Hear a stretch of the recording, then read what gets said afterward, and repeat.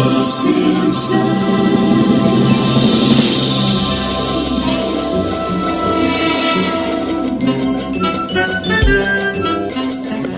the kids are the best. You can teach them to hate the things you hate, and they practically raise themselves. What with the internet and all, the podcast. Yes, welcome everybody to a perfectly cromulent Simpsons show, episode 71. I am here with my guest host, Kristen. I'm always the guest. I'm a permanent guest host. Co-host is the word I was looking for. Co-host, we're professionals, goddammit.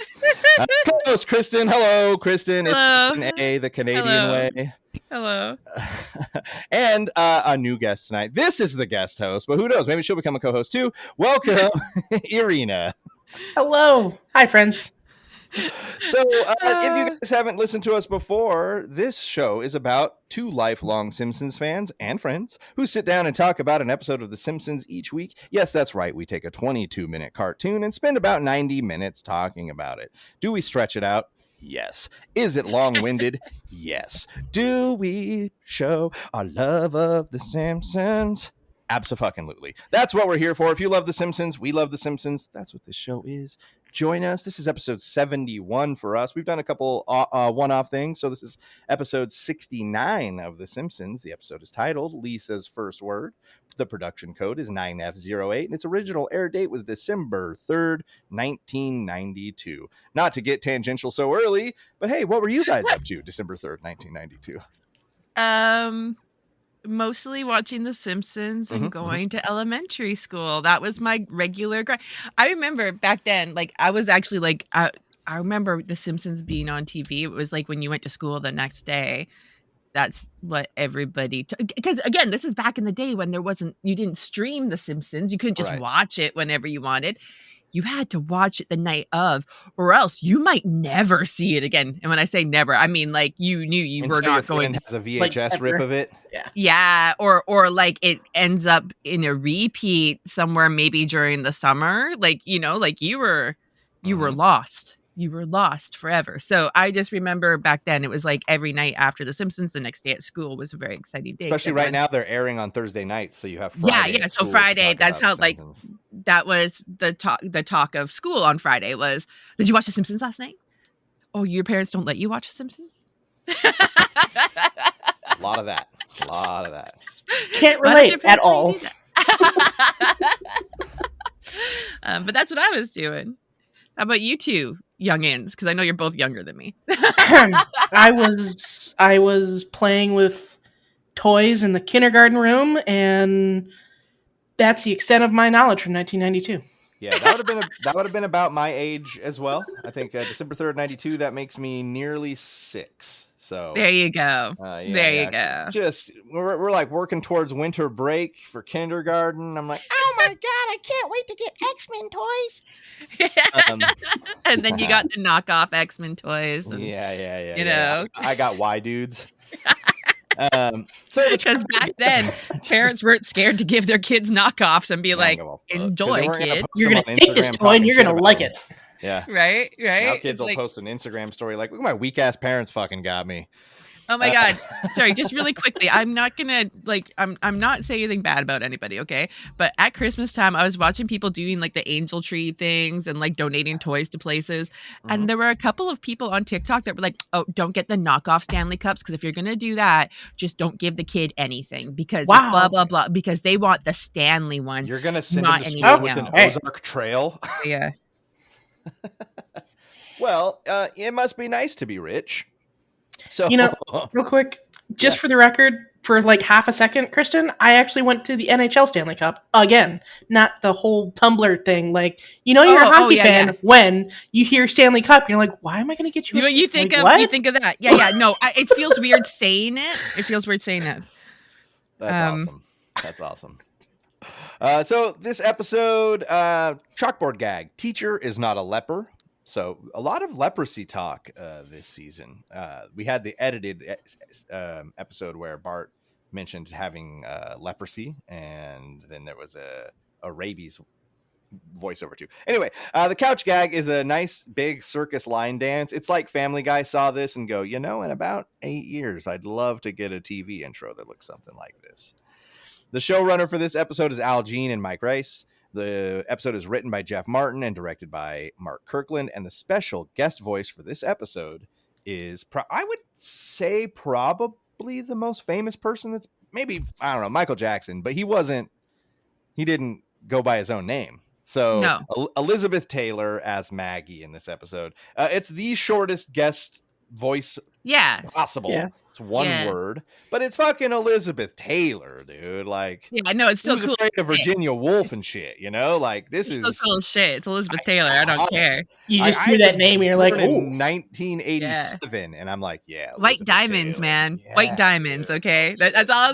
Just see perfume commercials for days. White diamonds, right? White diamonds. That's all we all need to know. Yeah. So, great guest voice on this one. On this day, December 3rd, 1992, again, not a lot of stuff. I feel like we just, things calm down in the winter, Kristen. December 3rd, 1992, the Greek oil tanker Aegean Sea, carrying 80,000 tons of crude oil, runs aground in storm while approaching La Coruña, Spain, and spills much of its cargo. So 80,000 tons of crude oil into the ocean. That's a lot of oil. That's a lot of oil. It seems to happen every 10 years or so. UN Security Council passes Resolution 794, authorizing U.S.-led allied forces to intervene in war-torn Somalia to restore order and allow humanitarian aid to be delivered. We Americans, we're fucking great at that. We're like, hey, your country's not doing good. Don't worry, we got this. We're doing it right now. So NASA launched the Space Shuttle Discovery mission STS-53. Yeah, so you didn't know this was a topically political show. Kristen, edit this out. Once in a while. Space Shuttle Discovery. I try not to show my cards too often. I'm just particularly frustrated today. NASA launched the Space Shuttle Discovery on mission STS-53. This classified DoD mission deployed the SDS-2 military communication satellite, including the infrared Heritage early warning system. The crew consisted of Walker, Cabana, Bluford, Clifford, and Voss. So they put basically an early detection missile radar satellite into space. NASA helped the military out with that one. Two U.S. Air Force C-141B Starlifter military transports collided over Montana, tragically killing 13 crew members. So look, a lot of shit happened this day, and a lot of it happened off the ground. You know what I'm saying? Don't be in the sky on this day in 1992. Yeah. If you travel back in time, get on the ground as soon as possible if you're traveling in time, okay? You just get be on the ground. In the ocean, on the ground, or in Somalia. just be on the ground. So he wasn't born on this exact day, but I would like to note that Ozzy Osbourne's birthday is December 3rd. On this one, he would have turned 44. So, God, that guy's old now, isn't he? Oh, He's yeah, old. buddy. I think Ozzy's pushing. Speaking words still at that time? Has he ever talking about speaking words? Okay, to be fair, for where he's from in England, because I've been to England a few times. It's already a miracle you understood him. Well, just for where he's from, that's how a lot of that's common for people to talk very mumbled like that. Yeah. So it's like you walk around and like I remember the first time I there it was like, did you understand that guy? I'm like, yeah, but I missed a few words. It's like, yep, welcome here, welcome. Yeah. They're speaking English, but it's not English. Yeah. Right, it's like a offshoot. Okay, so we head to the world of music. The U.S. has reached a new number one song, Kristen. Yay! We're out of... I can't even remember what it was last week. Wait, I have to point something out because I got a message about this. Mm-hmm. One of our listeners was listening to the one episode with Spacey in it, and I don't know who said it, but one of us or all of us agreed that the song "I Swear" was by Boyz II Men. It is not. It's by All for One. So there you go. Interesting. Well, here's the deal. That song sucks. So we don't care. I would have guessed Boyz II Men. The next time someone asks me, I'm still gonna say it's by Boyz II Men. Boyz II Men, right? Yeah, but just so we know, it's All for One. Just do you think Boyz II Men was full, and then All for One was like, shit, we got this sick ass R&B track. What do we call our band? Like, well, let's do like something, then a number, then a because like it seems to be a thing that works out there. We got into a conversation about it, and they were looking at some songs and like, oh, I noticed that all the songs have numbers in the titles. Yeah, that makes sense. Yeah, there we go. Anyway, brand, Kristen. Anyway, okay, so this might be a little loud, so hang in there with me. The number one song, overtaking whatever shitty song it was last week in the United States, one that we all know and love.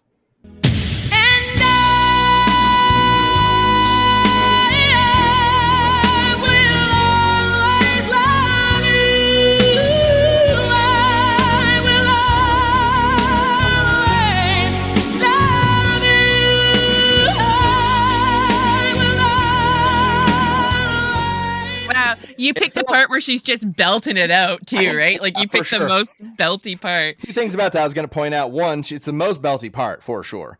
Number two, where do you cut off fucking Whitney Houston? You know what I mean? No. I was like, shit, do I have to just play the rest of the song, I think. Also, she's sitting in a chair in the snow like this while singing this part. Yeah. Oh, that's right. She's like, motherfucker, I didn't need to open my diaphragm. I got it. She's like, no worries, everybody. We can do this. Actually singing it. But it's also, I love that music video. I don't know that I watched it as an adult, and I did today. They intercut a bunch of like her looking lovingly at Kevin Costner while filming the music video, and then clearly with an entirely different filming setup, clips from the movie where he's like looking back over like in the direction she's sitting. So she's like,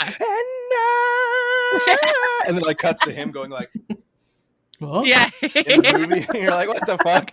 This one wasn't even close. It's like it's so awkward, right? It's so awkward. Yes. Yeah, it's like some person slowly pouring their heart out and the other person's totally oblivious and has it's just one of those songs where you didn't realize she wrote it for herself in a movie, but god damn it. It's a great song. It's a great song. The UK staying strong. They fucking love to get glued to something almost as much as we did to Boys to Men. In the UK, Charles and Eddie's. Yeah, I like this song. I'm sorry, I like this song.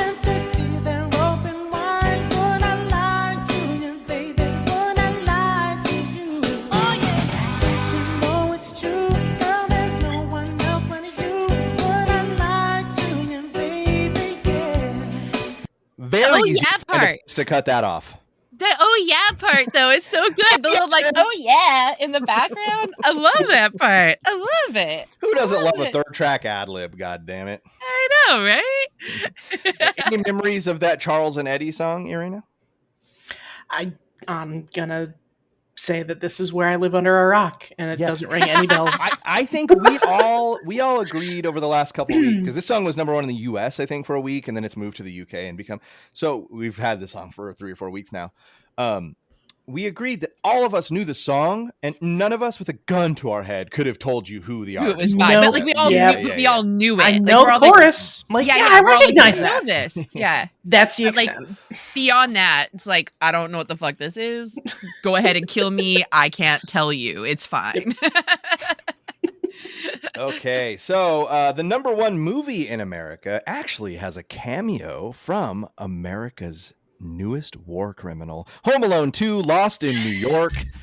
That's right, the number one movie in the land. What a great movie. I'm all for the Pigeon Lady, personally. Yes. The Pigeon Lady is great. Those of you who know. Those of you who don't, shut the fuck up. We're getting edgy here today. I can feel Jesse's got opinions today. I feel it. Country's feeling kind of edgy today. So Christmas favorites from 1992. I put this in. We're at December 2nd. It makes sense to do Christmas. Who's building out their Christmas list? Like, this is the fucking time. Mom, Dad. Yeah. I circled everything in the Toys R Us catalog. There you go. I remember getting the Wish book every year. Like, I don't getting the Wish book. Like, the Wish book would get there in like November or whatever. And it was like going through it, picking out stuff, and then like strategically leaving it open on pages, like on the table. Right? You know what I mean? It's just like, okay, there's the gift I want. I'm just going to leave this on the kitchen table just like this. She'll see it. She'll know. You know, let me give you a couple of the top toys from Christmas that year. We had the Hot Wheels test tracks. I was a Hot Wheels kids. Heck yeah, you were a Hot Wheels kid. Perfect. Yeah. Oh there yeah, you go. You were setting it all up, getting the jumps and the loops and shit. I actually had Fun Story in Hot Wheels, second grade. Of course, I don't remember the details, but paraphrasing it, the teacher was not happy the fact that I was playing. Here's cute little Erina, right, playing with the in the dirt with the Hot Wheels instead of playing with the girls on the playset. Oh yeah, because like, we're really? still part of this generation where it was like what? little girls are supposed to play little girls. You brought my parents in for a conference about why I'm playing with Hot Wheels? Serious? Oh yeah, that was the kicker. You had your parents in for a conference about why is your little girl playing with Hot Wheels? Shit. Yeah, and then 15 years later, that teacher was like, I don't know why my grown children don't talk to me. Exactly. Right. Here's to you, Mrs. Robertson. Yeah, Mrs. Robertson, eat a bag of dicks. So other popular toys at the time for me, X-Men the animated series figures. I got my Y dudes, but they blended in fine. Also, we'll probably I don't know if you guys remember this. I think my sister had one, so I do. So I had the X-Men animated series figures. Like I said, Y dudes were out there. X-Men for me, no Y dudes. This one my sister had for sure, and I think I knew a couple other kids. It had to be the most ill-performing toy on the face of the planet. It was called the California Roller Baby. Now, this was I don't remember this. This was a baby on roller skates. So it was like maybe a 18-inch doll, and you took it out, and it was supposed to roller skate. And if you didn't have the most level, smooth surface on the entire face of the planet, your California Roller Baby was just gonna fall on her face. I remember the commercials for this. Sorry, it's like I don't really I wasn't a big doll player myself either. I played with Transformers. I was a Transformers girl. But I did have some toys. I did have some dolls, and my dolls lived on the shelf set up in scenes. So basically I would set them up in a scene that I thought that's a pretty picture, and then that's how they would stay for a few days. So I didn't actually play with them, right? So after a while, my mom was like, you get no more dolls. I'm not buying you dolls. You don't play with them. You put them in. I'm like, I am playing with them. I'm setting them up in a scene for a photo shoot. That is me playing with them. But anyways, I remember seeing this doll, and because she would roller skate, and I remember as a kid, I thought, nah, she doesn't work. I mean, in the commercial, she roller skated. In the commercial, she roller skated, certainly. So also popular, this was more on the boy side, but it sounds like you guys may have been into those toys. Creepy crawlers. Anybody remember those? Oh, yeah. Yes. Basically, you melted plastic in a plastic oven with plastic fumes to make plastic toys. It's pretty sick. Also, Barbie. Can we get a T-shirt that says "I survived the '90s"? Yeah. We need one. Specifically, I want it to be in Creepy Crawler's font. Yeah, that is that like that. It's got has legs. All of the letters are bugs. Yeah. There is the one too where you got to make candies. It would give you you get little packets of sugar that obviously had gelatin and stuff or whatever in them, and you would Anyways, go on. I feel like I remember the song. So Creepy Crawlers.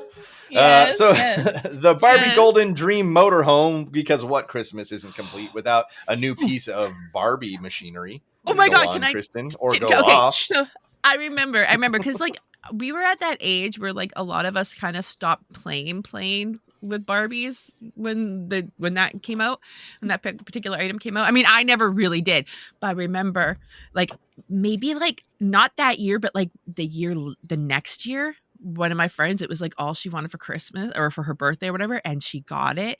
And I remember because we were just at that age where everyone's like, "Why are you getting a Barbie van for your birthday?" Why is this what you want? It's we're supposed to be growing up. What are you doing? And now I just think I'm you know what? Knowing her the way she is, she totally took care of that shit. And she didn't throw it away. She kept it. And I bet you that Barbie van is worth so much now. You're making me want to go in my basement and go look for mine. Right? Genuinely? I just remember. Can't wait to see the pictures. You know when you get that to that age though, where everyone's kind of gets less and less toys, and I just remember all of us being like, "Wow, this is really awkward." Yay for you, Yeah. So the last popular toy of the Christmas season this year was the Grape Escape board game. If anybody remembers this genre of board game was basically you build a Rube Goldberg and nobody actually plays the fucking game. They just play with like parts in the Mousetrap. middle. Yeah, I would say like Mousetrap. Exactly. That was going to be my prime example. Nobody ever played the game of Mousetrap. No, you set it just up. built the Mousetrap. Yeah. So this one was essentially the same. Your characters were grapes that you made out of clay, and most of the traps were made to smash or smush or like destroy your. Yes, it looks amazing. It looks so much better than Mousetrap. The Grape Escape I had and never played, but used every tool to smash all of the grapes. Well, There's scissors to cut them in half. Too. Oh yeah, buddy. It was if you were a grape, this game was not for you. Wow. Yeah, I'm from Imagine if you raisin used country, real grapes. so this was what a mess. Can I just say, like, I grew up loving the California raisins so much as a child that I was sad when they kind of just suddenly disappeared. Yep, I was just like, yeah, California represent, West Side, baby, West. West. Okay. Okay, wait, one more tangent. Does anybody remember those like shirts that were around in this time that said Miami Mice on them, and they had like two mice dressed up like the guys from Miami Vice? No, but I fucking need to own one immediately. Yeah. Like they were in a lot of stores. Go ahead. No, that's okay. Did you know that the Miami Mice are Sesame Street characters? I did not. I typed it in, and they're literally right here. Miami Mice, Sesame Street. Newsflash: Miami Mice. Those are Sesame Street characters. I'm sure they're just side characters or something, but fun fact. Yeah. I did not know that. Every time I think of Miami Vice, I think of the movie Euro Trip, where they're in Bratislava, and the guy comes out and he's like, "You are Americans? Hey, Miami Vice, #1 new show." yes. Okay, let's get into our show. The episode proper here. Lisa's first word. This is a heartwarming episode, guys. It's early in the show's run. We get some tear jerkers. This could be one of them, depending on where you land. If you're a parent, this might hit a little close to home in some ways. You've seen. This is a Jesse dad. This is a Jesse dad score coming. I feel it already. I actually relate more to the things that happen to the kids. Like, and I'll get to that. Yeah. But as a parent, like, yeah, I totally I cherish all these things. But like, I've got the stories. I have a lot of it on video. We had fucking supercomputers in our pockets these days. Like, our parents were going like, "Come on, say mama." Wasting 8 hours of tape. Yeah. And now I'm like, I don't know, just set the camera up in the corner. Who cares? I got nanny cams everywhere. Every moment of this life. Go on. So this is season 4, episode 10. Get ready for babies, 80s nostalgia, and a little boy named Bart who likes to flush wallets down the toilet. Classic Bart. So we kick off a very relatable family moment. We're just talking about it. Maggie's doing some kind of nonverbal babbling, and the family is trying desperately to coax out her first word. And of course, Bart chimes in with, "Get bent, get bent." And Marge tells him to stop, and he's like, "What? Mr. Rogers says it all the time." Because, right, like, why wouldn't you? And Marge's like, "No, he doesn't." And she's like genuinely offended on Fred Rogers' behalf. Like, he would never say that.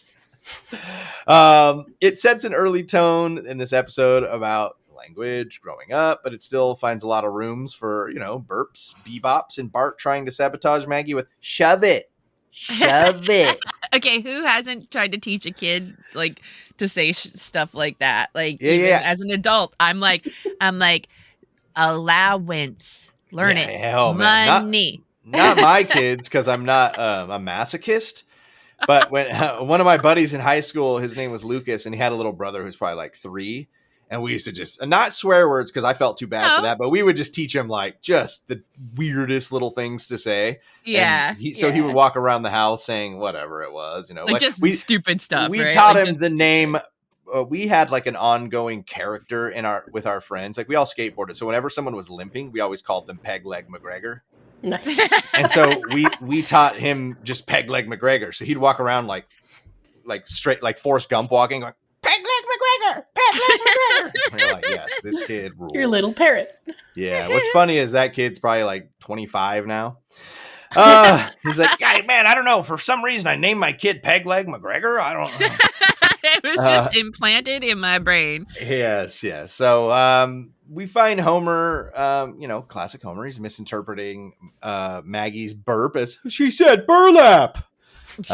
Marge is like, I don't know. But honestly, if there were a baby who was going to say like a random textile for their first word, Maggie's high on the list for me. Yeah. Marge really wants Maggie to speak, but Lisa reminds her, remember, 'tis better to remain silent and be thought a fool than to open your mouth and remove all doubt. What does that mean?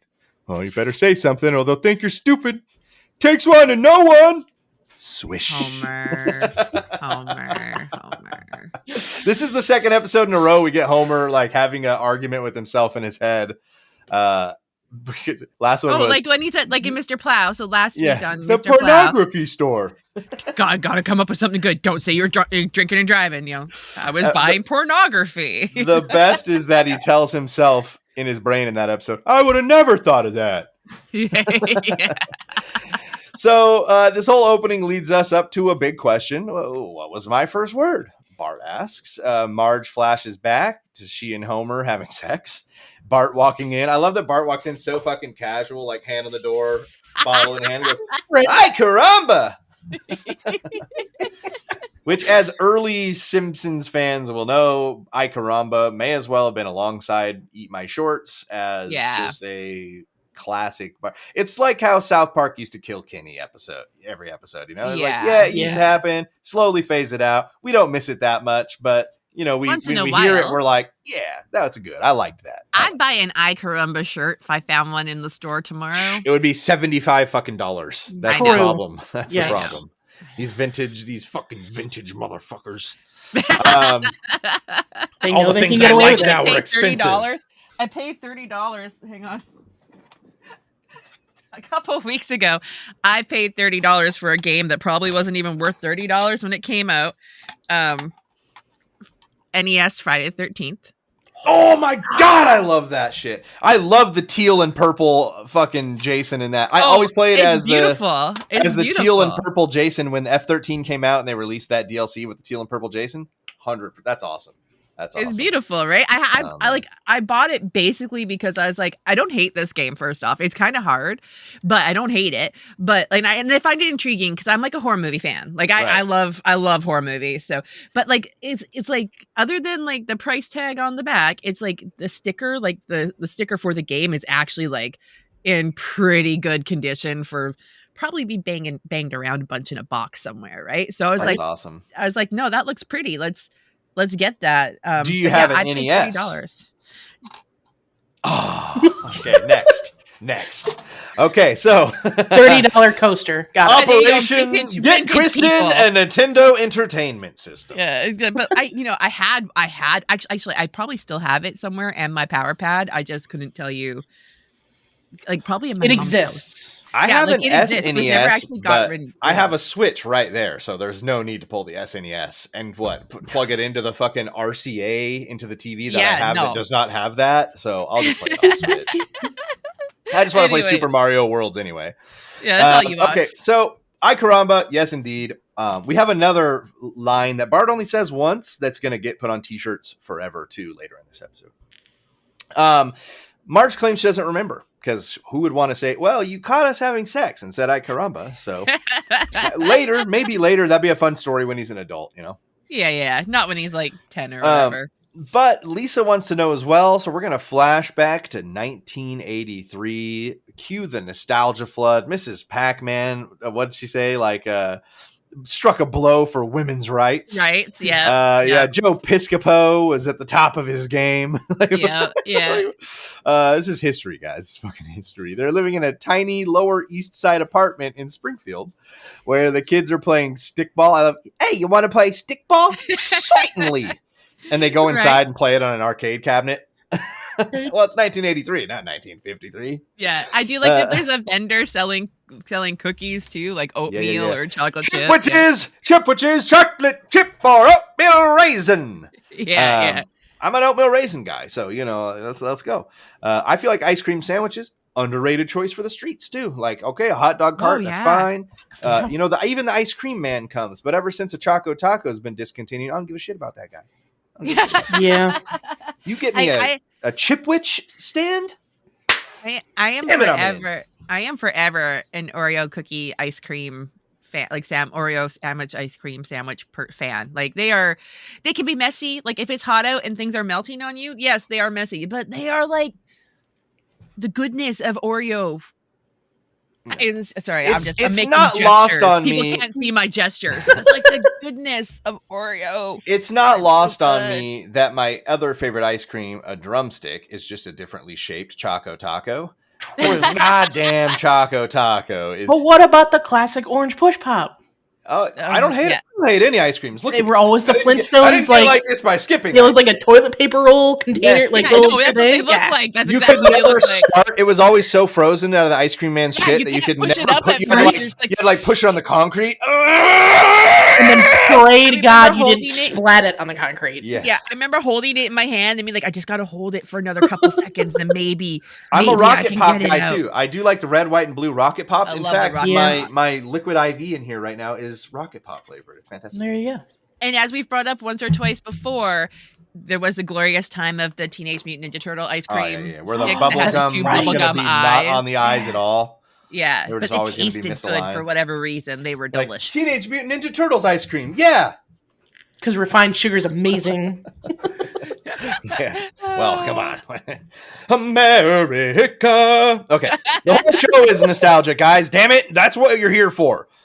Simpsons is the scaffolding on which we throw our nostalgic memories. All our stuff. Yeah, everything. We just throw everything on it. Yeah. Just like, we haven't recorded it yet, but by the time you guys hear this, one of the either the last or the one before that will be a Bram Stoker's Dracula episode. And I have not watched that since I was 10 years old. So, Kristen, I can't wait. I can't wait. I'm excited. Maybe we should watch it together this week. We'll talk about that. We should watch it together. Yeah. Okay, so tiny little apartment, Lower East Side of Springfield, kids playing stickball. Certainly. Chipwiches, yes. Okay. So Marge is talking to the ladies on the porch about watching the last episode of MASH. There's even a Klinger joke. I love MASH. Okay, so, first off, I grew up watching MASH. Like it was always on in my house, like all the reruns and everything. Like it's like my dad watches it every day still. So I mean, like it's because you can. Because suicide is painless and it brings on many changes. Big changes, yes. I do love. I love. If I please.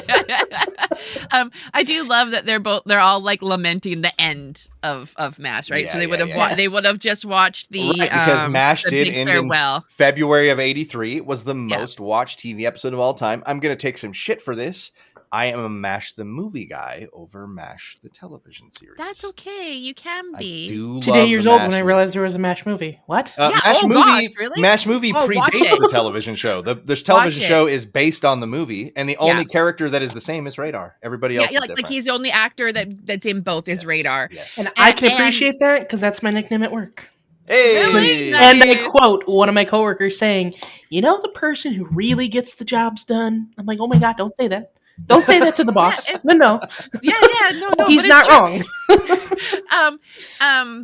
Also, the movie has great actors. Like, there's so many great actors in the movie. Donald Sutherland. I was gonna say, like on paper, technically, probably better actors. But it is just a movie. You get one shot and done, and then the television show was clearly like a cultural phenomenon. So. Yeah, but also the writer of the person that wrote the book that the movie and the TV shows prefers the movie. He didn't like where the TV show went. Just as a note, like he actually didn't like how they brought in all the Vietnam stuff and a bunch of the other things. And he's like because his book was partially, and the original movie was partially based on like actual things that would happen and things that people would say and do, and in the Korean War. So he wasn't a big fan of where the TV show went at the end of the day. But anyways, that's enough about MASH. I think a lot of Korean War veterans weren't a big fan of the Vietnam War anyway, so that would make sense. Yeah. Okay, so back to MASH. Damn it! The ladies are all sitting there. What do we got? Like the Irish immigrant who lives near Marge. That Mike Farrell really boils my potato. Maybe I don't know, the least sexy compliment I've ever heard given. But to each their own. Whatever melts your butter, pour it on top of that potato. And right away, we're seeing young Bart learning to speak. It's painfully Homer-esque when he refuses to call Homer Daddy instead of going with Homer over and over. Homer's what grown-ups call me. Call me Daddy. Homer. Daddy. Homer. Daddy. Dad. Yes? Domer. I love that part. I do. Can I just say that I think Nancy Cartwright did such a good baby Bart voice? Oh, for sure, for sure. Fantastic. So yes, Domer. I also love how Homer's walking home from work song is "Girls Just Want to Have Fun." Girls just want to have fun. And the whole montage afterwards is going to be done to a like a revision of Girls Just Want to Have Fun. Yes. So it's very funny. It's very sad because once he calls him Domer, Homer goes full throttle. I think last week we talked about we haven't seen Homer choke Bart out in a while. Well, here he goes. Calls him Domer, full throttle, classic season 4. Why you little? Bart just takes it. We then get a montage set. Yes. Set to the melody from Girls Just Want to Have Fun, where Bart dives onto Homer's stomach, eats messily, but the camera pans over to see where he gets it from. It's like that classic spaghetti kid class covered in spaghetti thing. But then you pan over and see that Homer is also covered in spaghetti in a very similar fashion. Yes, indeed. Bart climbs out on a clothesline. The scene's going to end with Homer saying, he'll tire himself out. But Bart just keeps little naked baby Bart swinging around in circles. That is iconic to me. That moment lives rent free in my head. Like that's my loading screen inside. The joke kills because it's such a real parenting moment. You're just fucking done, and the kid is just getting started. Bart then has Marge so exhausted wanting to know the names of the king from her story's 60 children. When she falls asleep attempting, Bart jumps on the TV and starts watching some Johnny Carson and hears a joke about Boy George scraping barnacles off his dinghy. Hi-yo! Oh. I love little baby Bart's hi-yo. Of course, we get Homer. Oh, yeah, Bart and Homer are sitting there, and Homer's like, I got your nose. Bart's like, I got your wallet, and throws it down the toilet. Beep. So, toddler terrorism. Yes. Big news. Marge announces there's going to be twice as much love in the house. What's Homer say? Hey, we're going to start doing it in the morning? Such a dude statement. It's like, yeah, she's going to announce it to the entire family because why not, right? Why not? So Homer finds out she's pregnant. I think the joke, like that's a joke that, like, as a kid, that flew over my head completely. Yeah. And now I watch it, I'm like, yeah, wouldn't it be nice, right? You have 2 kids. That's not going to happen for many years. That means I've done it at least twice. And the callback gag with Bart then flushing Homer's keys this time. We're like getting the real sense of, like, we already know that Bart is like, right? He's chaotic. Chaos. Yeah. He's the definition of boy energy. 100%. Yes. Yeah, and we're learning that was like from the get. Bart was born to call him Domer. Bart hears the idea of a new kid and can't help but to think of how he can leverage that into his own agenda by blaming the baby or using it as a tool with which you wipe up messes or to be used in ramp construction. Marge mentions that they're going to need a bigger place. Homer tells her that they don't because Bart's crib can be for the new baby and Bart can sleep with them until he's 21. But won't that warp him? I got a cousin who slept in bed and he turned out just fine. My cousin Frank. You don't have a cousin Frank. Oh, I think he goes by Francine. He switched to Francine in 76, but I think he joined a cult. He goes by Mother Shabubu now. But that's like Simpsons, right? You get an entire like backstory, like that you could like spend an episode on in one line. Yeah. Homer's got a cousin that was Frank, now Francine, joined a cult, Mother Shabubu. Slept in between his parents on the bed. Consider it canon. Till he was 21. Later, I'm just going to give you a little fun fact on this, Kristen. I use a source for this show as canon that I've never used before. I'll let you know when we get there. I just wanted to tease it now. Okay, so it's the first chunk of Lisa's first words, babies, bebops, beginnings of Bart's terror reign. Let's slide into some new stuff. Marge has dropped the pregnancy news. It's time to do what every growing American family in the 80s had to do. Go house hunting and immediately fall into economic despair, right? I mean, we're still doing that. What did we call that? Reaganomics back then? Yeah. Reaganomics! It was supposed to trickle down by now, God damn it! So now that Marge has dropped the news, yeah, they're out house hunting. We get the classic Simpsons handoff to Patty and Selma. Bart gets dumped on them. They've got $1. Bart's got some time. What do you get when you put all that together? A crime. Hey, Bart, want $1? You know what I want to hear? I'm a little teapot, short and stout. This is my handle, this is my spout. The itsy bitsy spider went up the water spout. Oh, yeah. Love that spout medley. I love how it kind of gets into a little jazzy bebop. Like, the itsy bitsy spider. Oh, yeah.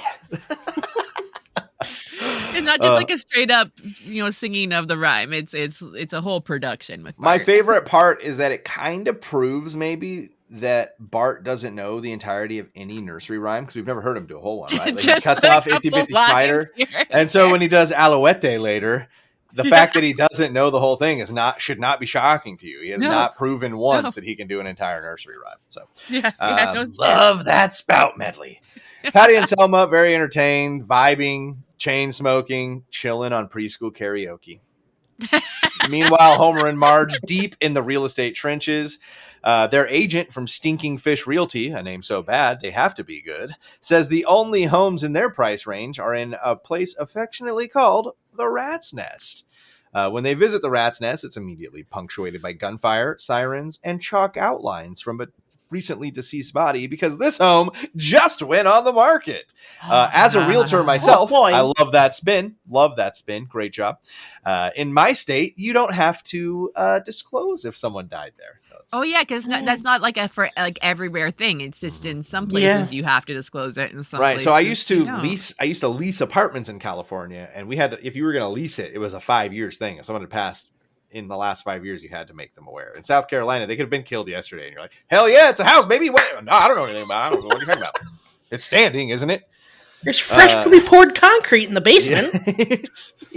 Those stains, probably just rust. So they go check out the next home. It has beautiful hardwood floors, and what's that smell? Oh, that's melted hog fat. Homer, hog fat. The hog fat guys actually smell something too, and it's Homer.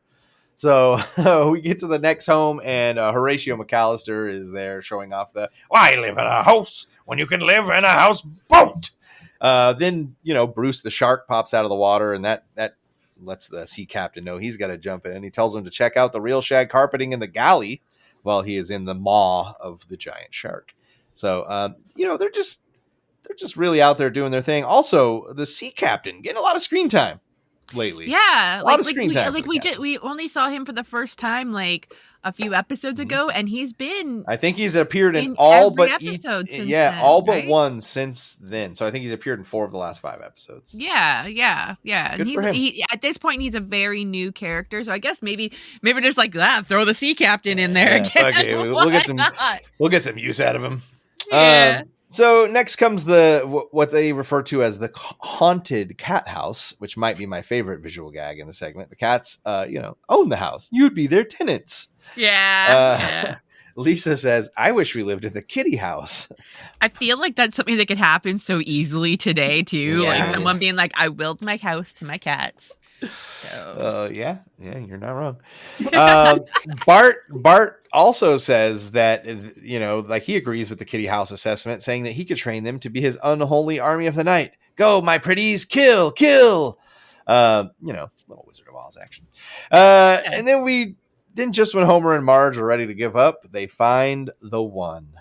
742 Evergreen Terrace. That's right. Real estate side note, the entire sequence could have been an 80s horror movie. Hog fat, squatters, haunted cats. It's like Poltergeist meets Zillow. Also, just want to shout out how relatable it is that every place they see is either terrifying, unaffordable, or owned by feral animals. That's like basically the current state of the housing market. Timeless. Absolutely timeless. Yes. Thank you, Simpsons, for just never aging like a fine wine. Right. When Homer realizes that to purchase the home, they're going to need help with a down payment. So we get a nice full scene between he and Grandpa Simpson, who starts like just spiraling immediately. Grandpa's first response, what does he say? Like, what? I need help, Dad. Hey, why'd you come to me? I don't know anything. Grandpa's first response isn't financial advice. It's basically just a tearful monologue about being the handsomest boy in Albany, New York. He says, I used to get by on my looks. Now they're gone, withered away like an old piece of fruit. So that's basically haunted me for years and is doing so even more now. Not that I got by on my good looks, but just considering myself a withering piece of old fruit is Love that apropos. picture. Yeah. Abe says that he has had this house since he built it with his own two hands. Homer reminds him that he did not build the house with his own two hands and won it on a crooked 50s game show. That's when Abe says, I ratted on everyone and got off scot-free.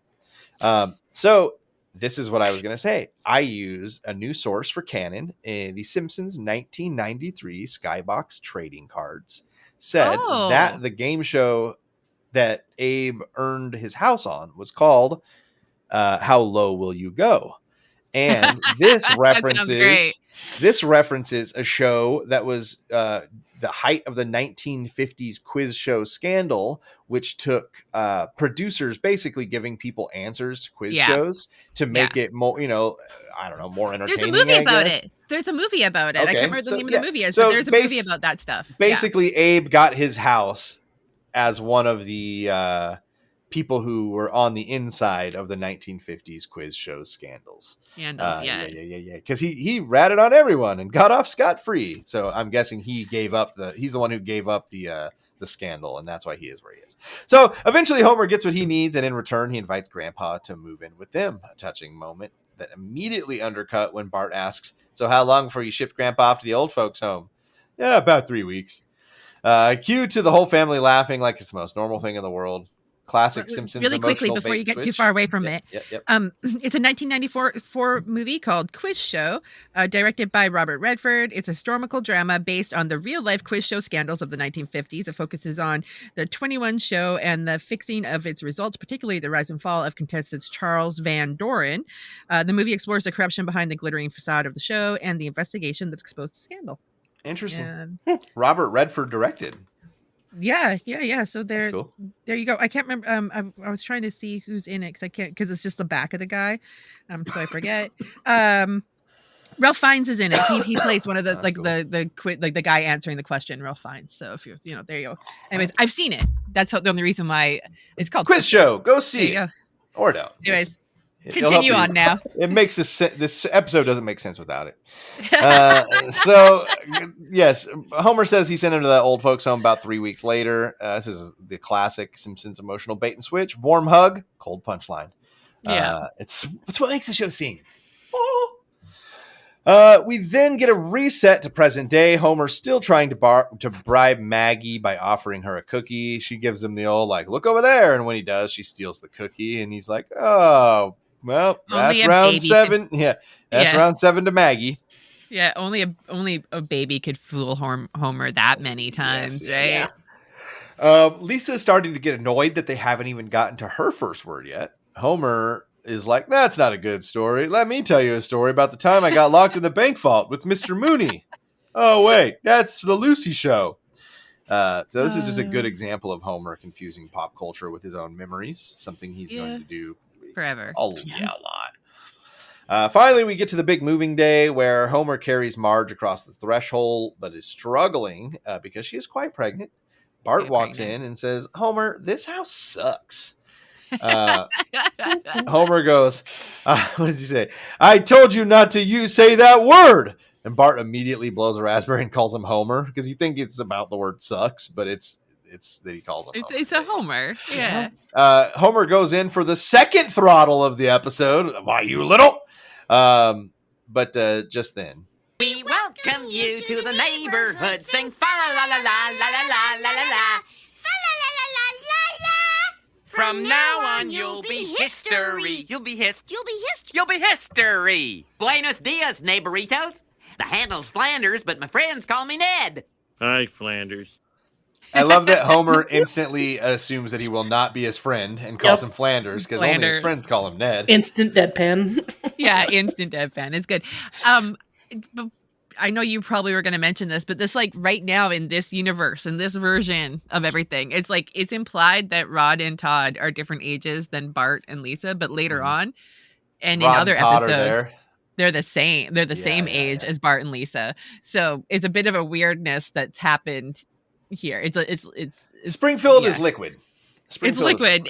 People sometimes just stall out on an age for a while and things line up again. Sometimes the church is next to Moe's. Sometimes the church is next to the tire fire. You just never know.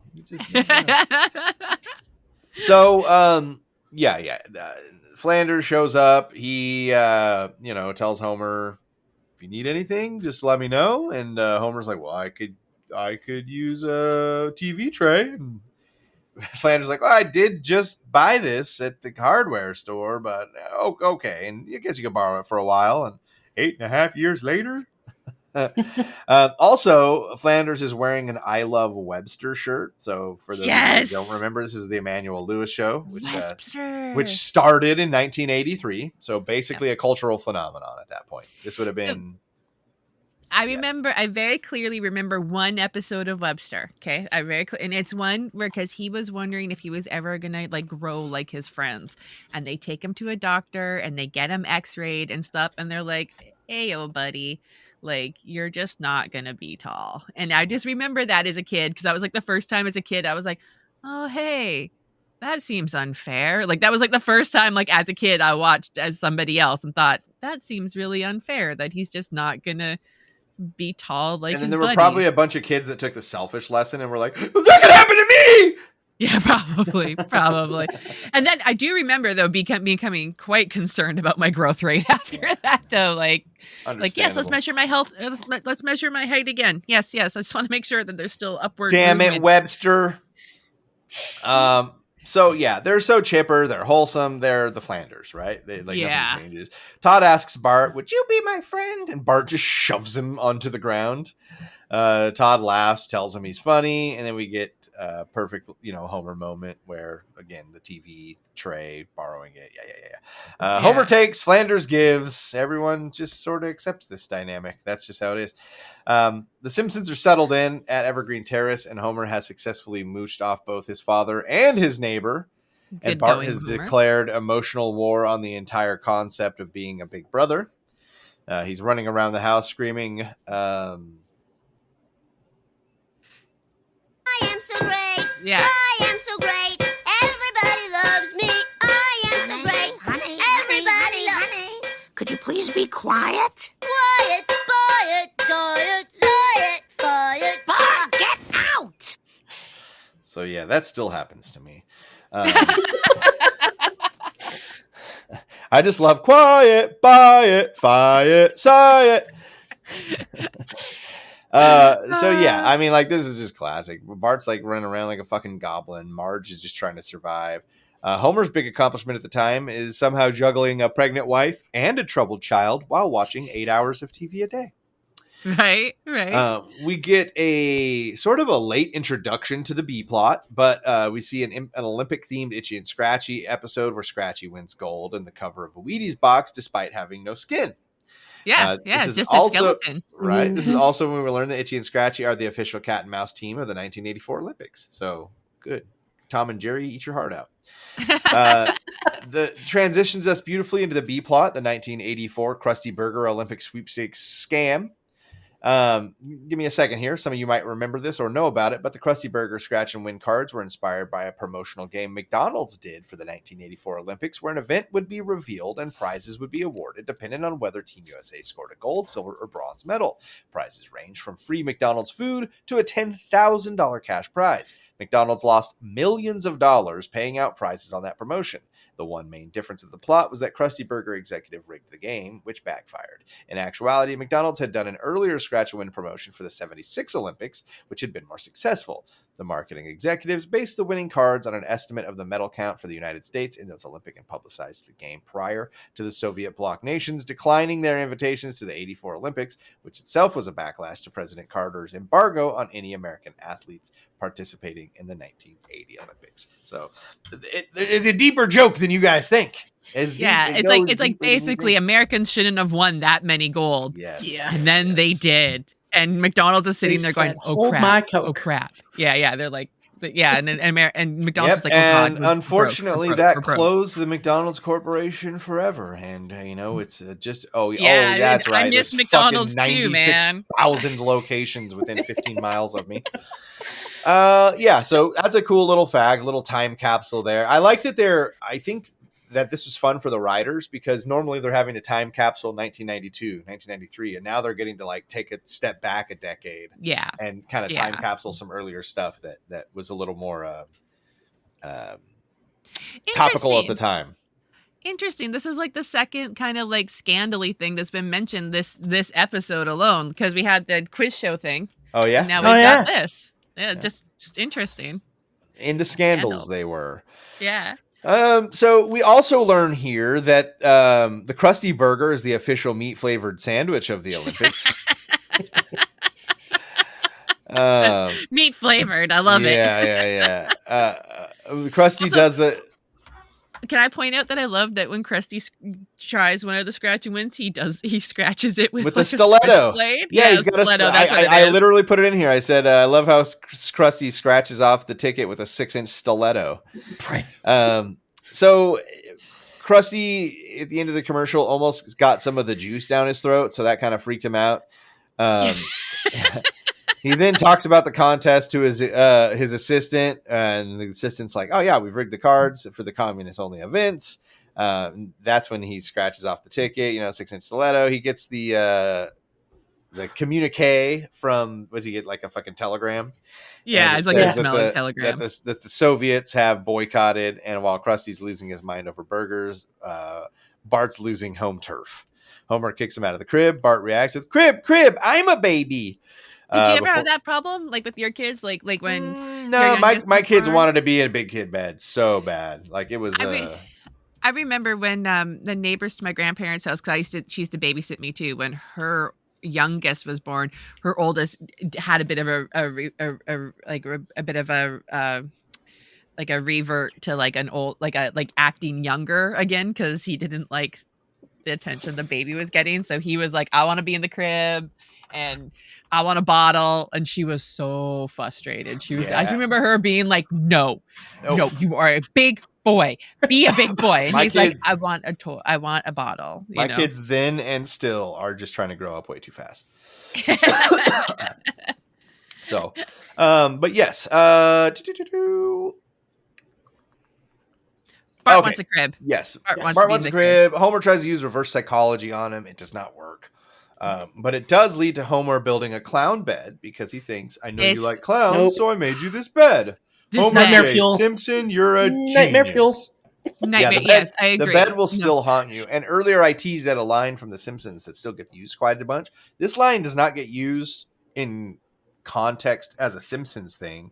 It's more of a creepy 8th grader who wears a shirt that says some stupid shit on it, and it'll say, "Can't sleep, clowns will eat me." Clowns will eat me. Yeah, it's like yeah. It's a very we love band shirts. You would find it Hot Topic now.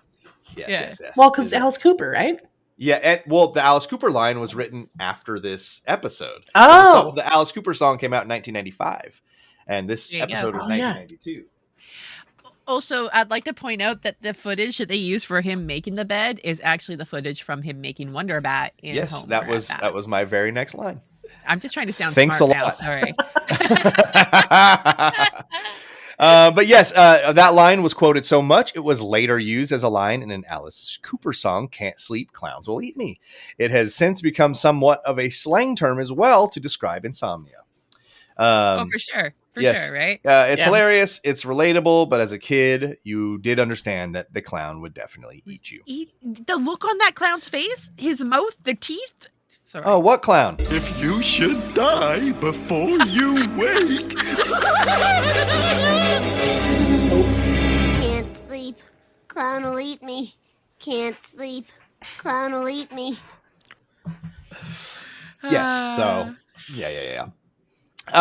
So yes, the bed didn't work out as well as Homer thought, but no, he tried. He really did. I don't think he meant it with any malice. So now it's go time. Marge is in labor. Homer is thrilled, not just for the miracle of birth, but because he's getting a free burger. And there's an hour of Mama's Family that's about to be on. Flanders watches Bart while they're at the hospital. This was something that I said that I related with. Across the street from me, when I was like 5 to 7, we had the super nice family. They had like 5 or 6 kids. Ultra, mega, super Christian. Like they weren't allowed to say like heck and stupid or like not that I was like calling people stupid, but like like just like that. Even it was very extra even the like swear word, you couldn't say dang it there. Like the swear word alternatives were not accepted. But oftentimes, if my parents had something to do, that's where we'd end up, right? Is the neighbors across the street because they were mega Christian. Blah blah blah blah blah. So this scenario Bart is going through, like I'm not even kidding. So besides the old lady thing, which that would happen to me later at another friend's house, and it was an old man, but this all happened to me, like the weird board game, the like disgusting dinner you knew you weren't going to eat it. Like, dude, my kids have sleepovers and it's like, yo, you want pizza or burgers? Like everybody likes pizza and burgers. Which one you guys getting? Okay, there we go. We got burgers coming in. Like my friend Tristan growing up, his mom would always be like, Jesse, you can't have dessert if you don't eat your butternut squash. And I'm like, yo, and my family, the vegetables are onions, potatoes, and corn. Okay, that's that's what I'm used to. Normal thing. The butternut squash would have seemed super odd to me as a child. I would have been like, butternut what? I mean, I'm still not a huge squash guy. Yeah, exactly. I get my vitamins through vitamins. I don't get it. Red Flintstone. But I make sure that I yabba dabba doo. Okay. So all right. Look, he's at the super Christian Flanders house. They're gonna play Good Samaritan. I love like they're going around. I get to clothe the leper. Lucky. Yeah. Ned calls him in for dinner. Yay, liver! Iron helps us play. that lives in my head too. Iron. I feel that iron helps us play since I have an iron deficiency right Perfect. now. Maybe you need to start eating liver, Kristen. As soon as you said iron helps us play, I was just like, yes, iron does help us play. It was not the saddest way. It wasn't a creepy friend's house, but my grandfather oftentimes enjoyed himself a nice large plate of liver and onions. So, see, when I heard that in this episode, I could smell my grandpa's house. If that makes any sense. It was like they say that scent is the strongest sense tied to memory. And like that's what it was like. Somehow I didn't even smell it. I just heard the word and was like, oh, yep. Instantly transported. Oh, do you mean liver and onions, huh? Do you mean blood and BO? Let's go. Okay, so we're gonna cut to bedtime where Rod and Todd are singing "I Got That Joy," and what's funny? Got that joy down in my heart. That super Christian family. If I stayed on a Saturday night, I would have to go to service with them on Sunday morning, which meant I was going to Sunday school with the kids, which meant that they were going to sing songs and shit. And the only time that I ever felt like I fit in is when they sang "I Got That Joy," and I knew the words from this episode of The Simpsons. The Simpsons taught me this. Yes. It literally was the old. I was like, these are my people. And they started singing another song, and I was like, yes. So yeah, I just thought that was funny. Also, Bart wants to go home, but then he looks back and sees his creepy clown bed and says, "No, I don't. No. I'm good." So that's, again, we get a full emotional arc in one line, 4 words, 5 words. Yeah. The boys are singing. Bart slips out of bed, tries to sneak away before he runs into a scary ghost asking, "Pa, can you help me with my psalms?" It turns out that ghost is just Grandma Flanders and wants Ned to say hello to Joe for me. Oh, no, she says, "Hello, Joe." Hello, Joe. Yeah. I love that part. Iron helps us play. Yeah. Hello, Joe. Yeah. When he does the thing that lives in my head, too. The is the babies now. Yeah. Cut to the hospital where we see Lisa is born. here's a fun fact. She's born on the day of the women's 100-meter butterfly. We saw it on the TV.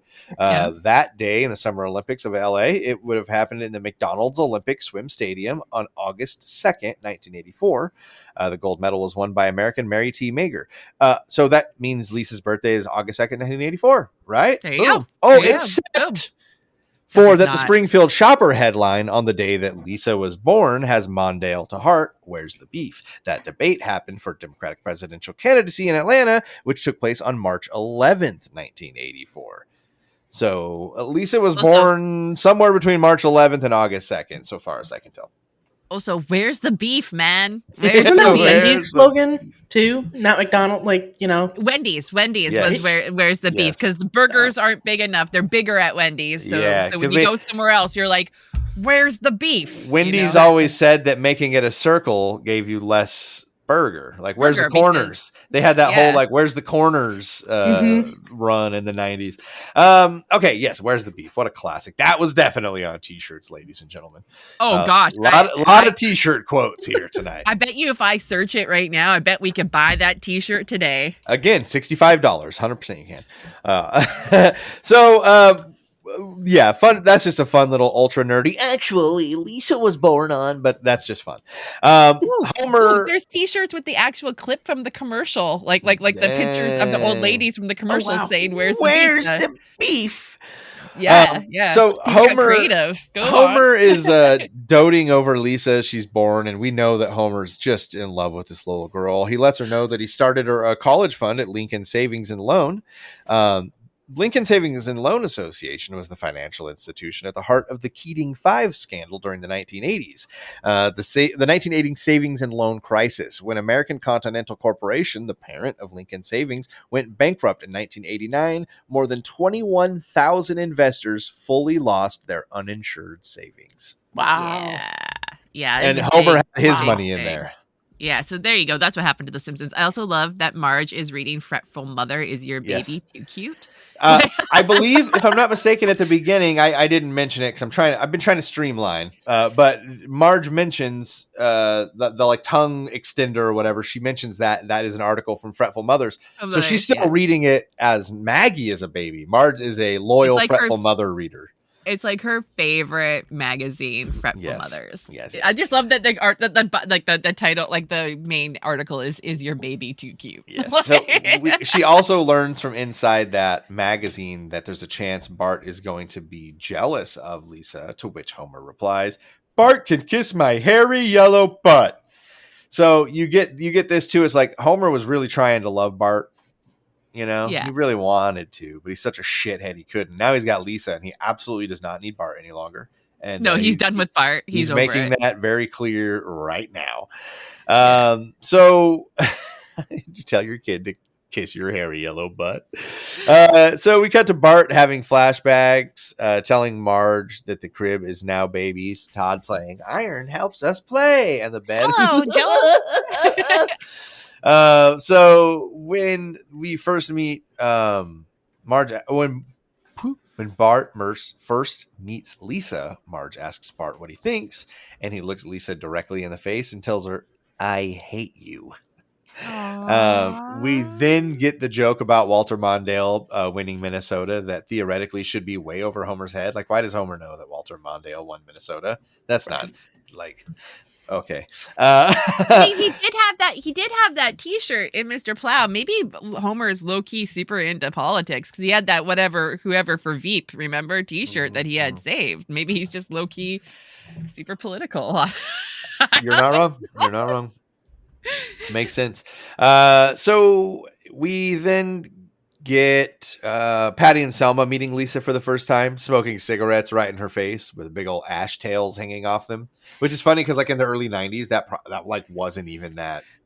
Yeah, it would have totally been a scene that happened. I 100% remember it would have been around this time. I've been 5 or 6 years old, walking around Target with my grandma while she smoked cigarettes. So, it wouldn't have been a weird thing back then. It seems so ancient, but legitimately, ladies and gentlemen, early 90s, people were smoking like in department stores. And every room in your house had an ashtray. Yes. Yeah, and like cars just came. Yeah. And lighters. and the lighters, and although the lighter in a car has saved me more times than I'd care to admit, like for various reasons, like, hey, I have no scissors to cut this off, this tag off with, but I can burn it with the lighter, or I think one time a couple times camping, it came in very handy that there was a lighter in the car. So I'm just saying. And now they don't come with them, guys. You got to order that shit Kids separately. these days okay, will never know. That little charging port you've got, guys. You can make that a cigarette lighter. Right. And like, it's just funny too, because like, it's only like, if you think about it, the remnants of these things lasted so much longer, right? Like the little ashtrays and the sides of like airplane seats, those stuck around forever. Yeah, because them really seats is expensive. And there was never cigarette butts. There was always gum wrappers and loose gum. Oh, no doubt, every single time. Movie theaters. I remember I remember one of the first times I went to a movie theater where the ashtray was actually gone. And I was like, well, that's weird. Where do you put your garbage? Like, where do you put your little garbage now? Take it with you asshole. So Patty and Selma blowing smoke directly into the baby's face. Lisa coughs and they're like, oh, she's coughing. Yeah, like it's so cute. Bart sneaks up behind them and lets them know that he learned a new song. I know a new song. You still here? Alouette, gentil alouette, alouette. Alouette. You already sang that part. The older they get, the cuter they ain't. Aww. What a and line. I believe it is Jean de Plumeret. There you go. It Mark. is. That is true. So also, like when they give Lisa a kiss, they got their lipstick like shuts her eye, like it gets her eyes shut. Okay, so this is like classic. I had some great aunts who they were twins, and you could tell that when they were born, it would have been my great grandmother didn't know that they were going to be twins. Oh, it was like a surprise. The eldest one's name was Joyce. And they named the younger one Lois. Oh no! Oh no! Which is not a name that I've ever heard before or since. Nope. But Lois, my Aunt Lois, sweet lady, she is no longer with us, was very much known for her big ol' wet kisses. In fact, in the Gremlins new breed. When you get the new batch, when you get the girl with the big, she got the big lips. Yeah. I always associated that with my Aunt Lois. Like that's what those lips look like. Those were the kind of like that's great. She would get mad when you wiped them off. So you would get like an Aunt Lois kiss, and you'd have to like go somewhere else and be like, oh. So yes, Aunt Lois, rest in peace. That's what that kiss reminded me of. So Alouette not landing for Patty and Selma any longer. I think the line, the older they get, the cuter they ain't, is fucking hilarious. Yeah. Meanwhile, the Olympics are going all too well, except for Krusty, who's giving out burgers like crazy, losing his mind. You people are pigs! I'm personally going to spit in every 50th burger! Homer's like, no, I like those odds. I like how it's not like every burger. It's like every 50th. So he's just kind of sowing the seed of terror. Like you could be okay. It's like Super Troopers. Does that look like spit to you? Yeah. Fuck it. So yes, the 84 Olympic gags are pretty relentless once they begin. The Americans dominate everything. Carl Lewis gets a kiss. Dredrick Tatum knocks someone out. And there's even a Korean gymnast sticking a perfect dismount on a broken leg, which is a reference to Shun Fujimoto, who kept going despite severely injuring his right knee. One account said that after he ended, he, quote, raised his arms in a perfect finish before collapsing in agony. So real life shit, guys. You get a Howard Cosell parody. It's just a very 1980s overload. Yeah. We see the line around Krusty Burger just forming around the block and building, and the crowd chanting in a very, very American way, USA, USA, which I believe was begun by Homer, but carried on to everybody quite quickly. Clancy Wiggum says, Carl Lewis, I could kiss you. Meanwhile, Bart is fucking spiraling because Lisa is getting lollipops while he's just getting a rubella inoculation. He wants to hold Lisa, but Marge tells him he's too little. So Homer tells him that he can hold his beer, but instead of getting to like hold it, Homer just rests it on Bart's flat head. Here, Bart, you can hold my beer. It all builds to a moment where Bart walks into a room and like it looks far more nefarious than it ends up being, right? Like Bart's like got a big old pair of scissors and he's like, "Oh, Lisa." And the next scene is Marge walking in going like, "Ah!" And it's Bart having cut off all of Lisa's hair, and you get the "Who's cuter now?" I do love that part because I remember, and I know, like, even my friends and stuff, not necessarily sisters or anything like that, or but you know, like, let's play hairdresser. Like, some point, you know, a child that's played hairdresser. My kid totally cut her own bangs. I will raise my hand on that one. There's actual picture proof of that. My mom had the Floby. Oh God, are you serious? Yeah, we got Floby haircuts for like 5 years, dude. It was fucking wild. I used to just think that was like normal. Just look up Floby, everybody. I'm not gonna explain it to you. I'm too embarrassed. Okay, so Bart is like, he's on a warpath at this point, right? He gets put in the corner for cutting the hair. He says that Lisa started it, and she crawls over. And by now her hair's grown back, and he puts stamps all over her and puts her into the mailbox. Cuts back to him sitting in the corner. He's really trying. Stupid mailman, squeal on me. Just then the doorbell rings and Flander gives back Lisa and says Bart put her through his doggy door. He then tries to get his TV tray back, and Homer slams the door in his face.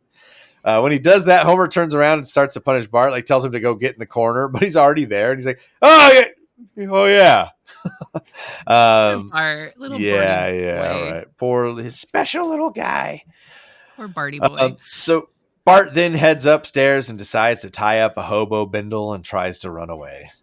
He blames Lisa for wrecking everything, and just then it happens. Lisa's first word. Lisa says, "Bart."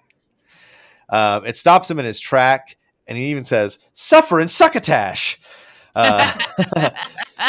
Fully stunned, he takes her downstairs to show everybody, and he turns out he says, "I'm her first word." Marge tells this pretty fucking sweet line, right? It's like, "I'm not surprised. Lisa's crazy about you. She thinks you hung the moon. If you didn't get a little tears, you're probably made of hog fat and foam." Clown foam. Well, it's like the perfect siblingship. Like, you get this rivalry going on, but then at the end of the day, you love each other. Right. I might rip your throat out, but I love you. So stop somebody else from ripping your throat out. So yes, he's very pleased by it. He says, say mama. Say David Hasselhoff. David Hasselhoff. Yeah. Homer pops in. Say Daddy. Homer. Yeah, I love that. Daddy. So perfect. Homer. Bart and Lisa laugh and hug. We return to present day in like a cross dissolve where they're hugging, but it's because they're wrestling over a place to sit. Bart says that it's his spot. Lisa says, "I don't see your name on it." And the camera pans out. We see that Bart did indeed write Bart right on the spot of the rug. Yeah. Marge yells at him, tells him not to ride on the rug, and Lisa laughs at him for being reprimanded. Maggie's just watching from Homer's arms, and Homer takes her up into the safety of her bedroom, and he says, I do like this part. I do where he's like, "I don't care if you ever speak or whatever." Right. You know, Maggie, the sooner kids talk, the sooner they talk back. I hope you never say a word.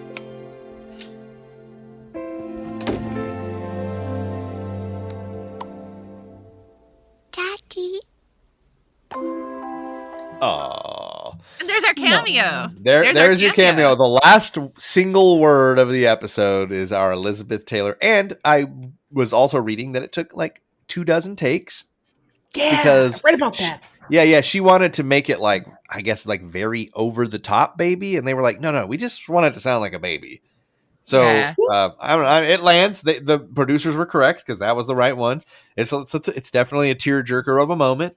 But it's like one of those things too, where it's like, Homer missed, what might be one of his greatest triumphs, right? So Maggie says "Daddy," and then we get. So that's that's the wrap up of the episode. Cue the chills. It's the moment, it takes the episode from funny to sweet, maybe even legendary for some. Sort of episodes like this that prove why The Simpsons dominated not just comedy, but storytelling. Let's look into our Simpsons World Ultimate Simpsons Guide, get a little bit of a breakdown and a character bio for this episode.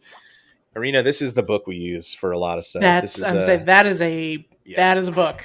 It is. How many inches thick is that? It is a full spread. I'll show you once we get to the episode. One episode ahead here. It is a full 2-page spread and 4 pages for the Treehouse of Horror episodes. So basically, fun facts, like stuff that you can't get even sometimes. I mean, it's on the internet now, but like but back in the day. Well, what's great is like, you know, I don't have the DVD, so I can't get DVD commentary. So anytime you guys hear me say, "Oh," in the DVD commentary set, it's because I got it out of here. This has a lot of the DVD commentary stuff where like, hey, actually Matt Groening said about this, which again, it's on the internet, but it's, to me, it's more fun to be able to attribute it to Matt Groening saying it on the DVD commentary than being like, oh yeah, it's from this article on the internet. So, but plus that book came out before everything in the world was on the internet. Yeah, right. Well, I'm not sure. I don't know when the book was published precisely, but I think it's a little bit older. Like it's not. The Simpsons wiki was not as flush as it is now. I'm sure it wasn't. Let's see. The book was published in 2010. So you're totally right. It would have been. Yeah. That was forever ago. Yes. It literally nowadays. That's like 15 years ago, dude. That's only 5 years after the launch of YouTube.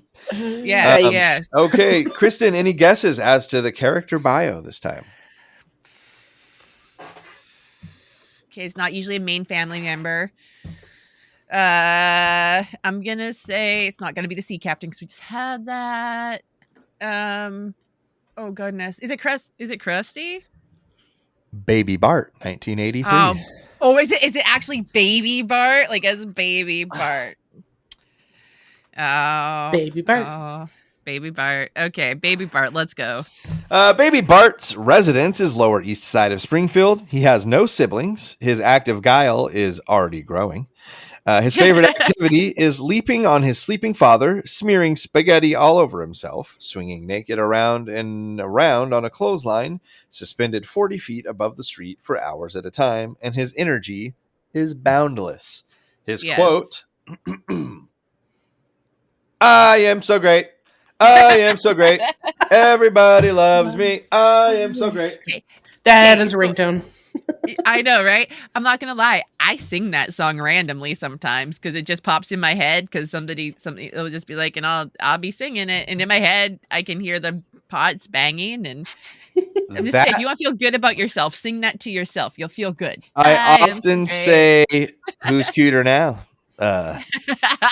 In places where you absolutely don't need it. So it's a great line to say to somebody at the office too, like just subtly, like. Who's cuter now? Yeah. And they aren't going to know. And you're like, you're crazy. Like, am I though? Joke's on you. Okay, Erina, whether you're a rookie or a seasoned veteran, we do a Simpsons trivia box question for everybody. Don't worry. These are multiple choice. Good. Just take your best guess. If you get them both correct, you win absolutely nothing. If you get them both wrong, let's go. The prize is the same. So, what is the name of Ned Flanders' specialty store? Is it A, Lefties Only, B, The Leftorium, or C, Leaning Left?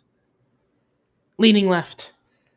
It is the Leftorium. That's a good name, though. Leaning Left is a good name, though. It is a good name. Ned Flanders a little unhinged by today's standards, but yes. Yes. You got to say that you're right in the middle somewhere, or else you're a criminal.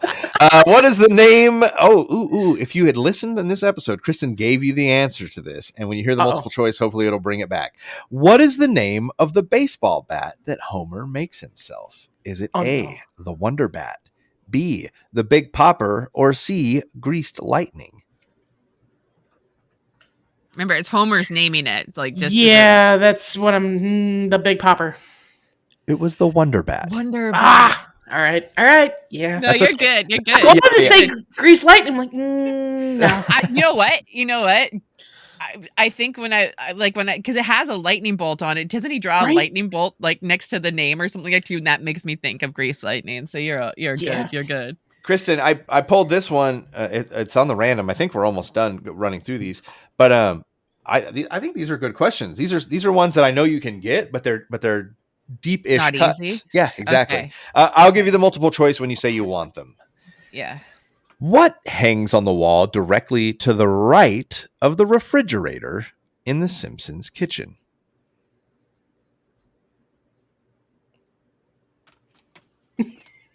So I'm thinking to the right. Is it a calendar? The multiple choice options are A, a telephone, B, a calendar, or C, a picture of Snowball 2. Do you want to stick with it's calendar? The telephone. It's the telephone. Is it the telephone? Corey, story, allegory. Yes, you are correct. It is a telephone. I knew it was the calendar or the telephone. Like I knew it was one of those two. I was just like, I'm glad that the calendar showed up in the in the multiple choice part too, though, because then I was like, I'm on a track. On a track. Okay, go on. What does the old radioactive man #1 comic smell like, according to Milhouse? Oh God, I can't. I remember them. I do remember. I can see the scene in my head. I'm gonna need the multiple choice because I cannot remember what they say. An old barn, history, or his grandfather? Oh God, I don't think that helped. Grandfather? It is grandfather. I feel like that one is like the silly one. That's like the Simpsons answer. That's the silly one. All, that's right? like the Simpsons answer. Yeah. I was like, I remember the part where they get that radioactive man comic out, and that is one of my favorite episodes. The way the scene all plays out. 3 boys in a comic. Yeah. Okay. Erina, did Kristen explain the scores? No, I did not explain anything. Kristen's I never ever really do. I was good stringing at off this. people. Okay, I'll explain it to you really quickly. So in The Simpsons, if you weren't aware, The Simpsons each have 4 fingers. It's not a 5-finger universe. Correct. So we rate our episodes 1 through 4. And any decimal, 2.1, 6, 3.9, however you want to do it, any decimal is fine, 0.1 to 4.0. However, in The Simpsons, both Jesus and God have 5 fingers. So if to you, and I know you haven't watched a lot of Simpsons, but if to you this was a perfect, or what we would call God tier episode, you may 100% give it a 5. So nothing above a 4, any decimal between 0 and 4, unless you found it to be a c'est magnifique episode, and then you may give it a 5. It's a solid 5. For reference, I like to let people know, because we're keeping statistics these days. We had an ex-co-host of the show. He did like 43 episodes with me before Kristen jumped in. We've done now 26 together. We're coming up. We're coming up on catching up. In total, all 3 of us combined, there are 7 5s, and we are on episode 69 right now.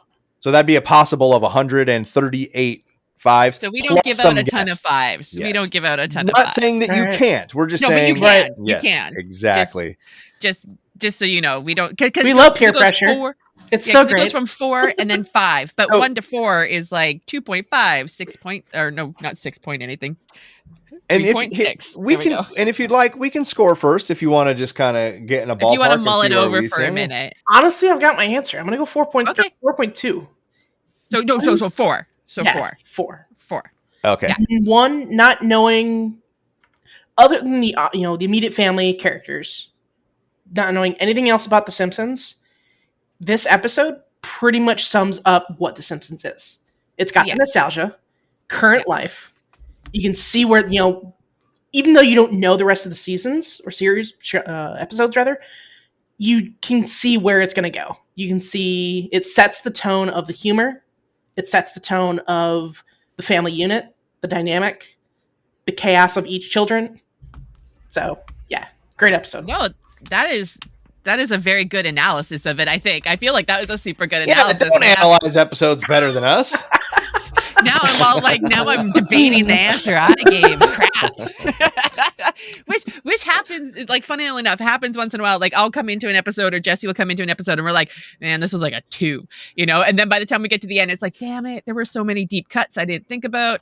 Or that you like don't realize are there. Like, it's Kristen will make me realize something's in reference to something, and I'll go like, that's way funnier now that I know that, and that's what makes the vote. Now. The subtlety is like, it's like you said, it's that pause. I know that reference. Right. Yeah. Much like Springfield, our scores can often be liquid.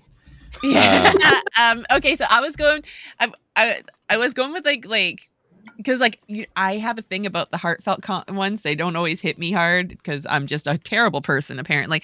But I do. There's so much in this episode I love. I love the building of little Bart and how chaotic he is. Like even just pretty much like I put this together with the episode where we see Bart being born, or like when Marge is pregnant and he's showing the camera his butt, and how like as soon as he comes out he's like lighting things on fire, and it's like his chaos, his lore of chaos is just growing so much in this one episode with like the swinging on the line and cutting off Lisa's hair, and but you do see him like the glimmer of him also becoming Lisa's really good big brother, which often overshines everything that happens between them at some point in every episode where they have conflict, where Bart will come in and pretty much just be like so loving to his baby sister. And it's like it's like seeing this episode, you're like, you see where that love comes from. It's partly because her first words were Bart, and that's what hooked him. So I was coming in kind of low at like a 3, but I am adjusting it because talking about it with you guys and about memories tied to things during that, I'm gonna say a 3.7. A 3.7. Wow, So it's not quite a raise. It's not like a perfect episode to me, and it's not one that I often think about. But then also there are definitely parts of this that live rent free in my head. You know, like if you should die before you wake, and hello Joe, like that stuff lives in my head rent free my entire life ever since watching this episode, and the I Am So Great thing. So obviously it's got parts of it, like many Simpsons episodes, have really stuck for me, and I don't think about it until we sit down and do these. You know what I mean? Because then I'm like, oh yeah, actually that all came from one episode. That's not like 10 episodes. That was one episode. So it must be a lot more memorable than I had originally assumed before I sat down and watched it, you know? Like again, like with purpose. So yeah, I came up a lot. Okay. I basically stayed where I started, and I will agree with Erina and give it a 4. And here's why. If you had not let me watch it this week and make me score this based on what I remembered, it probably wouldn't have been. But the fact that this show has lasted so long that I was able to relate to it wholly as a child, and then I can come back 33 years later, watch it again, and relate to it wholly as a father.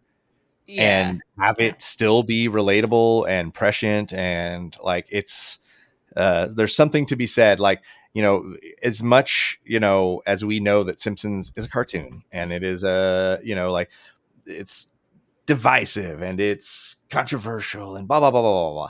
Like when I said it's what sets it apart is like a storytelling thing. This is what I mean. This is the kind of stuff where I can now watch this with my kids, and they're going to get to relate to Bart and Lisa how I did 30 years ago.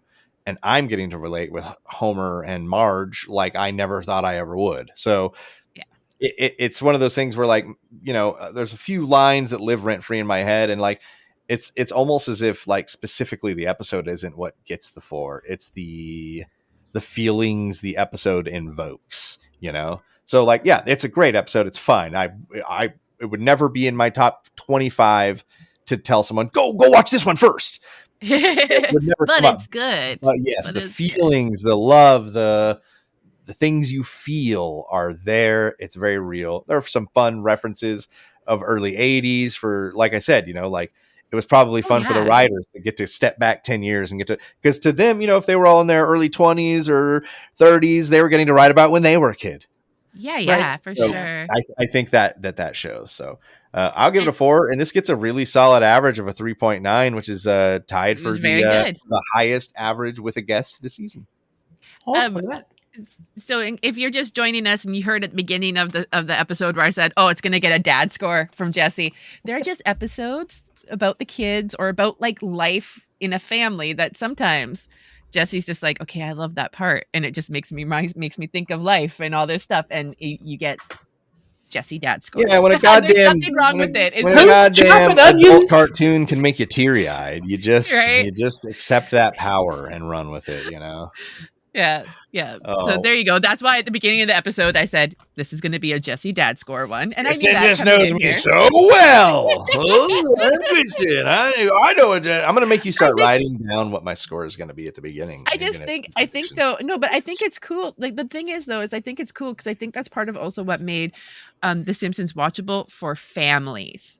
Like when it first aired, like parents didn't mind like the kids liked the chaos and the Bart and the Lisa and stuff, and the parents liked watching it because they could identify with Homer and Marge, and in so many ways, in the money ways, in the fights about money ways, in like does someone need to get a second job, as we've seen in this season, like the parents could identify with those problems because those were problems that they were living, so I think that's part of what made The Simpsons so accessible to people was the fact that kids liked it for the kids and the parents liked it for the parents, and it was like something that the whole family could sit down and watch together, just as like with everybody excited to kind of like chill family time. And there's not a ton of shows that are like that even today, and there's not a ton of shows that were like that back then either, where it was literally and I say that knowing that like, oh hey, well there's shows like, I don't know, Little House on the Prairie or something, I don't give your like Wholesome, whatever. This was a show that had more of a little Walton's bit of guy. Yeah, but this show had a little bit of edge. So if you were like a 20-something-year-old with your family or early 30s with your family, probably a little bit more fun to watch The Simpsons than to watch like, them older shows that I can't think of names right now. But you get what I'm saying, right? Like your medicine woman. Yes. Like Mama's House. Yeah, like Mama's House. Yeah, like this is probably a little more your speed, and but that's probably part of the reason though why it was so successful with so many people and still is today, right? Yeah. That's part of its longevity. Well, yeah. Thank you guys for coming and doing this, guys. Check out social medias. We're doing stuff out there at Cromulent Show. Erina, is there anything you want to share for people to find you, or you want to be secretive on the internet? No, Kristen knows the spiel. I'm a gamer, not a streamer. I stream for like months, cue the but yes. But if you show up on a day where she's like playing with some of us online, it's a good time. Like DVD and stuff. I am like always DVD down for community gaming. That's why that's why the plug has stayed true of I'm a gamer, not a streamer. Always down to game. So yes, I have a Twitch. Twitch.tv/Joe Louis Erina. I have my socials and other links up there. Follow me. I'm always around. And you'll jump on everything and you'll play with everybody. And so if you like playing those games that you can co-op in, especially pew shooty ones, or I don't have to be good at a game. I just like playing games with friends. You just like to be in the game. Yeah. Also very good at Dead by Daylight. Fun to play Dead by Daylight with you. Yeah. Same. Yeah. Gotta get a Jackbox or a pummel party night or something. That'd be awesome. Those are my go-to like hang out. And you mentioned Repo earlier. Games. You ever play Repo? Please hit me up. I will. I'm very new to Repo, so I'll invite you next time we all go into Repo because it is fun. It is a fun thing. Yeah. We'll get you my Discord too. It's very small. We don't send a ton of notifications, so that way we can just have it super easy. Mostly, it's like, good. I don't have to instant mute everything. Yes, exactly. Yeah. No. It's mostly like, hey, we're gonna play some Repo or sports are on. Sometimes sports. We love sports. Balls Show up. 7 tonight. Go Lions. I don't hate that. So thank you guys. Make sure to follow Kristen over on Twitch too. She's not going to promote herself, so I'll do it. It's Kristen A. A is the Canadian way. EH. So it's Kristen Kristen EH. Go follow her. You might see Joe Louis there. You might see Cromulent Jesse there. You never fucking know what's going to happen. It's crazy. Spacey will be there sometime. You guys look at. I'm looking down the list. Craig might be there occasionally. Pierce, Neil, all of the guests are you will see in Kristen's chat. So go find them and hang out with us there. And if you guys want to get in our Discord, let us know. We'll make that happen too. So just send a quick note to wherever, literally anywhere at Cromulent Show. So thank you too so much. Any final words that you'd like to get out there before we wrap it up here? Stay safe, stay hydrated. That's solid advice. I can't beat that. Basic is best.